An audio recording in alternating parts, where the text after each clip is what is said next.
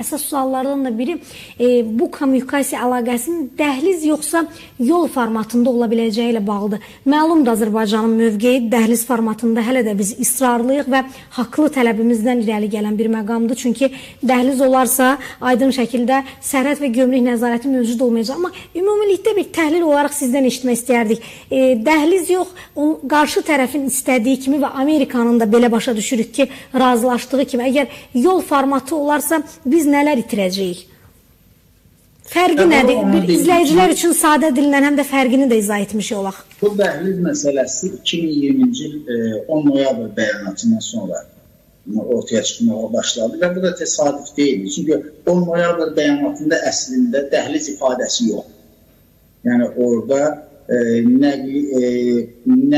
nə kommunikasiya vasitələri ifadəsi var. Amma məsələ burasındadır ki, Rusiya qoşunları 10 noyabr bəyanatında göstərildiyi kimi həmin ərazidə düzülsəydi, təhlükəsinin təmin etməsinə bağlı, yəni Rusiya öz öhdəliyini yerinə yetirsəydi, o zaman eksterritoriallıq yaranırdı Ermənistan ərazisində və bu avtomatik dəhliz deməkdir, dəhlizin yaranması deməkdir. Ermənistan isə buna qarşı çıxdı. Yəni,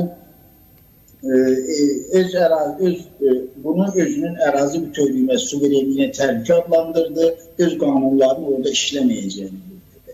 Ona görə də Azərbaycan bir müddət sonra Suvalki dəhlizi modelini təklif elədi Ermənistana. Yəni, Kaliningrad modeli də deyirlər ki, yəni, burada siz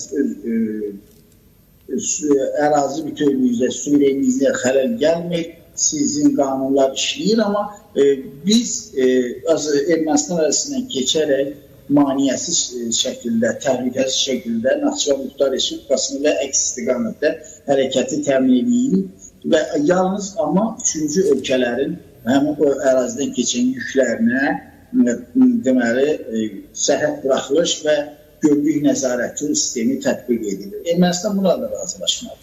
Və nəhayət Trump marşrutu məsələsinə gəlincə onu deyim ki, Trump marşrutunda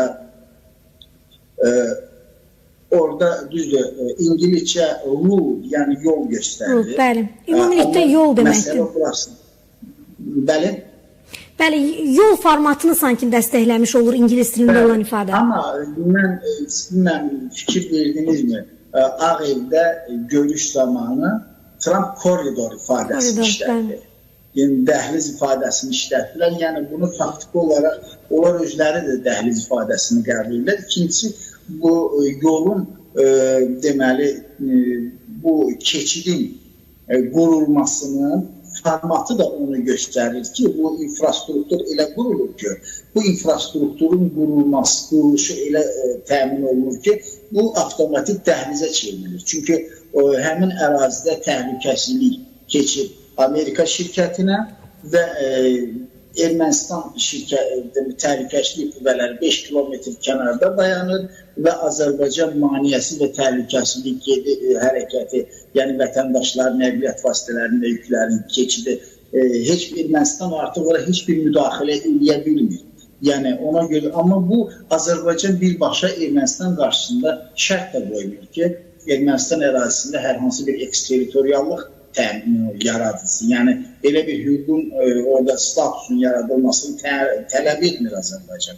Yəni, bu baxımdan avtomatik olaraq orada bir dəhliz mexanizminin yarandığını görürük. Amma bunu Azərbaycan birbaşa şərt kimi də qoymur ki, orada eksterritoriallıq yaransın və Ermənistan da buna etiraz etsin. Yəni, burada bir kompromis variant mən görürəm və görünür ki, Ermənistan da bununla barışır. Sadəcə olaraq Ermənistanda bilirsiniz ki, qarşıdan seçkilər gəlir və belə bir vəziyyətdə... Bu mövzunu sizinlə ayrıca müzakirə etməyi düşünürük. Siyasi qüvvələrin manipulyasiya vasitəsinə çevrilir və hakimiyyətə təzyiq mexanizminə çevrilir. Ona görə də Ermənistan hakimiyyəti bu məsələdə çox ehtiyatlı davranır, ehtiyatlı addım atır. Amma görünür ki, Ermənistan hakimiyyəti vəziyyətlə barışır. Amma mühafizəkar qüvvələr, radikal qüvvələr bundan istifadə edib hakimiyyətə qarşı təzyiq mexanizmi kimi istifadə etmək istəyirlər. Ona görə də bax, bu biraz mübahisə, son günlər bu məsələ ilə bağlı mübahisələr ortaya çıxır.